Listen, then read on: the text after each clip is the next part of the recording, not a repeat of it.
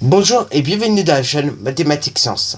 Aujourd'hui, je vais vous expliquer une nouvelle vidéo qui est une vidéo en physique-chimie sur le thème numéro 2, mouvement et interaction, et plus précisément la deuxième partie de la vidéo sur le bilan du thème numéro 2, mouvement et interaction. Donc justement, dans la première partie de cette vidéo, nous avions vu justement comment on décrit un mouvement. On a vu également la vitesse, ok, on a parlé de la vitesse. On a parlé justement des longueurs et des durées qui sont des grandeurs physiques. Et après, donc, on a parlé des actions et des interactions et donc des DOI, diagramme, objet, interaction. Donc là, justement, dans la deuxième partie de cette vidéo, nous allons parler tout simplement du système solaire jusqu'aux atomes. Ok.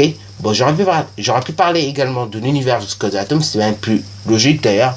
Mais bon, malheureusement, comme l'univers de base, ce n'est pas forcément au programme de 5e. De ce cas-là, je vais m'arrêter jusqu'au système solaire. Mais bien sûr, le système solaire, ce n'est qu'une infime partie de l'univers. Ok. Bon, alors justement, puisqu'on en parle, commençons à parler du système solaire. Le système solaire, c'est une étoile, ok. Et après, c'est 8 planètes, ok. Dont les 4 premières, sont des planètes telluriques, ok. Après, donc, nous avons ce qu'on appelle une ceinture d'astéroïdes, ok. Donc, une ceinture avec tout plein de cailloux, si vous voulez, des astéroïdes, c'est tout plein de petits cailloux. Et donc, il y en a tout plein entre Mars et Jupiter. Donc, c'est ce qu'on appelle la ceinture d'astéroïdes. Après, donc, les 4 dernières planètes, ok, du système solaire sont appelées des planètes gazeuses parce que tout simplement, elles sont recouvertes de gaz à la surface. Ok, voilà. Mine de rien, il y a quelques petites choses à connaître de notre système solaire. Déjà, la distance entre la Terre et le Soleil est de 150 000 km. Ceci d'ailleurs, c'est une unité astronomique. Ok. Et mine de rien, il faut connaître quand même le temps de rotation de la Terre sur elle-même, qui est de 23h56 minutes et 9 secondes. Ok, à peu près une journée. D'ailleurs, 23h56 minutes et 9 secondes s'arrondissent très rapidement à justement 24 heures, à savoir donc une journée. Après donc le temps de révolution, c'est-à-dire le temps justement où la Terre va tourner autour du Soleil, il est de 365 jours, 6 heures, 9 minutes et 5 secondes. Ok. Et donc, justement, cela explique pourquoi tous les 4 ans, il y a des années bissextiles. C'est-à-dire une année où il y a 366 jours au lieu de 365 jours. Parce que justement, 6 x 4, ça fait combien? Ça fait 24. Ok. Et d'abord, on a décidé qu'il y ait 365 jours tous les 3 ans. Et après, pour rattraper le retard, du coup, vu que 6 x 4, ça fait 24, dans ce cas-là, tous les 4 ans, on s'est dit qu'il y aurait un 366e jour. Ok, puisque 6 x 4, 24. Ok. Et donc, il faut également connaître le diamètre de la Terre, qui est de 13 000 km environ, ou 12 742 km environ. Telles que soient ces deux valeurs, justement, sont des valeurs approchées. Et donc, justement, la Terre fait partie des planètes rocheuses. Et le vrai mot scientifique qui fait toujours plaisir, c'est tellurique. Ok. Donc, c'est une planète tellurique. D'ailleurs, une rotation, justement, c'est quoi? C'est une planète qui tourne sur elle-même. Alors qu'une révolution, c'est une planète, justement, qui tourne autour d'une étoile. Ok? Comme la Terre le fait autour du Soleil. D'ailleurs, le Soleil, ce n'est pas une planète, c'est une étoile. Alors, ceux qui vous disent que le Soleil est une planète, ils se trompent complètement. Ok? C'est une étoile. Bon, d'ailleurs, une étoile, c'est quoi? C'est un astre, justement, qui est lumineux. Ok? Donc, c'est une étoile. Et non, justement, un astre banal. Non, c'est une étoile. C'est elle qui nous fournit l'énergie solaire. C'est elle qui nous fournit tout simplement le jour et la nuit. Ok. Bon, bien sûr, faut pas oublier aussi qu'il y a les mouvements de la Terre qui font ça. Mais néanmoins, c'est elle qui nous fournit la lumière du jour. Sinon, il n'y aura pas de soleil. Sinon, on serait, je sais pas qu'est-ce qu'on serait, mais on serait pas en tout cas en train de nous amuser en plein soleil et dehors. Bon, maintenant donc que nous avons parlé du système solaire, maintenant nous allons parler de la Terre et de la Lune. Justement, la Lune tourne autour de la Terre. De ce cas-là, on dit que la Lune est un satellite naturel de la Terre. Comme la Terre le fait bien autour justement du Soleil. La Terre tourne autour du Soleil. De ce cas-là, pour le Soleil, justement, la Terre est un satellite naturel. Ok. Elle effectue d'ailleurs son mouvement de révolution et de rotation sur elle-même un cycle de révolution autour de la Terre en 28 jours. C'est d'ailleurs pour cela que justement la Lune possède une face cachée. Parce que du coup, elle tourne autour d'elle-même et autour de la Terre à la même vitesse. Donc c'est pour ça que du coup, il y a une face cachée. D'ailleurs, la Lune nous présente justement différents aspects qu'on appelle phases, ok. Ceci forme un cycle qui dure 28 jours qu'on appelle lunaison, ok. Et d'ailleurs, justement, ce cycle, il est très rythmé puisqu'il y a beaucoup de phases à connaître. En tout, il y en a 8, ok. Dont 2 principales, ok. Bon alors donc, comme je le disais, je vais vous montrer donc les différentes phases de la Lune, ok. Donc tout d'abord, vous avez le Soleil, ok, qui émet sa lumière, voilà. Et après, donc vous avez la Terre et donc la Lune qui tourne autour. Et donc qui présente les différentes phases. D'abord, donc, si on ne voit rien, ça veut dire que c'est la nouvelle Lune. Après, donc, justement, la Lune va se déformer, ok. Et donc, si on peut former un P, ça veut dire qu'on va aller dans le point quartier. Ok, si on peut former un P avec le bout de la Lune qui se déforme. Après, ensuite, donc on va rentrer dans le premier quartier, ça sera en début de nuit. Après, la Lune va se redéformer encore à nouveau. Et donc là, on va rentrer dans ce qu'on appelle la pleine Lune. Et ce coup-ci, ça va être toute la nuit.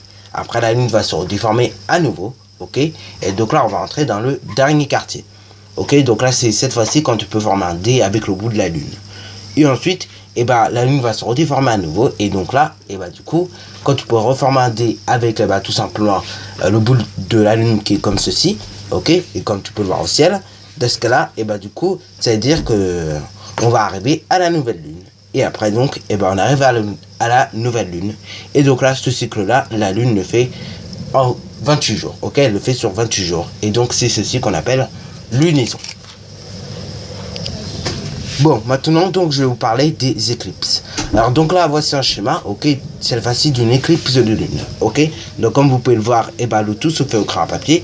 Et après, si vous êtes vraiment sûr d'avoir bien fait votre schéma bien propre, surtout, vous pouvez mettre un peu de stylo. Mais c'est rare. Généralement, un schéma, il se fait au crayon à papier, comme vous pouvez le voir. Ok, le global se fait au crayon à papier. Mais après, s'il est vraiment très très beau et qu'il est bien fait, vous pouvez mettre un peu de stylo si vous voulez, juste pour donner quelques précisions. Ok. Donc alors tout d'abord, justement, là c'est un schéma d'une éclipse de lune, ok. Et donc là, cette fois-ci, dans ce cas-là, justement, c'est la lune qui va recevoir l'ombre portée de la Terre, ok, comme on peut le voir sur le schéma. Donc là, vous avez le Soleil, la Terre et la Lune, et ces 3 astres doivent être alignés. De plus, à ce moment-là, il faut que la Lune soit en pleine lune. Bien sûr, il fallait bien compliquer un peu les choses, ok. Donc là, on résume. Ceci, c'est une éclipse de lune, ok. Donc, Soleil, Terre et Lune doivent être alignés. Après, justement, ça va se produire lorsque la Lune va se retrouver dans le cône d'ombre portée de la Terre, ok. Et bien sûr, pour bien compliquer les choses, il faut que la Lune soit à la pleine Lune à ce moment-là, ok. Bon, maintenant, donc, nous allons parler des éclipses de Soleil. Alors là, je ne sais pas si vous vous en êtes aperçu, mais je crois que c'était en 2015, si je ne me trompe pas, ou un truc comme ça. 2015-2016, c'était vers le mois de mars en tout cas, je me souviens. Et il y a eu ce qu'on appelle une éclipse de soleil. Mais d'ailleurs, que s'est-il passé à ce moment-là? Ok. Et à ce moment-là, en fait, c'était que le soleil, la lune et la terre étaient alignés. Ok. De manière suivante. Après, on a reçu ce qu'on appelle le cône d'ombre porté de la lune, ok, sur la terre. Bien sûr, à ce moment-là, on recevra ça seulement sur une partie de la terre. Ok. Et d'ailleurs, je crois que pour certains profs, ils avaient fait également des vidéoprojections de cela, et donc on avait pu le voir. Ok. Et donc justement, on voyait la lune sur différentes phases. Ok. Donc on voyait la lune qui recevait justement, qui donnait plutôt son ombre portée à la Terre. Ok. Et donc là, ici, justement, là où je l'ai montré par la flèche, ça s'appelle la zone d'éclipse totale. Ok. De plus, il faut que les astres soient alignés. Et cette fois-ci, la Lune doit se retrouver à la nouvelle Lune pour que ça se produise. Donc là, encore une fois, on va résumer. Pour avoir une éclipse de Soleil, il faut que le Soleil, la Lune et la Terre soient alignés.